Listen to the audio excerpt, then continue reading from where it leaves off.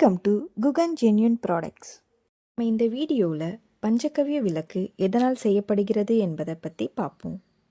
பஞ்சகவ்ய விளக்கு என்பது சாணம், பால், தயிர், கோமியம், நெய் என இந்த 5 பொருட்களால் செய்யப்படும் விளக்காகும். இது ஹோமம் செய்வதற்கு இணையான பலன்களை கொடுக்கக்கூடியது.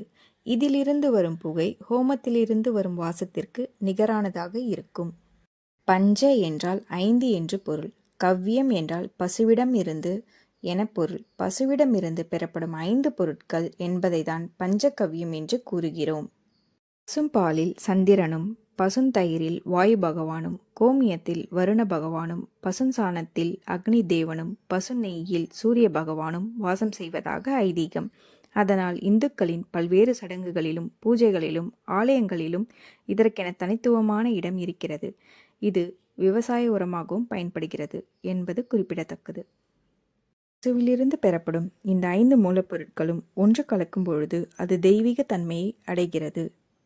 விளக்கை வாங்க விரும்புவோர் டிஸ்கிரிப்ஷனில் உள்ள நம்பருக்கு வாட்ஸ்அப் செய்யவும். கலப்படமற்ற இயற்கை முறையில் தயார் செய்து தரப்படுகிறது.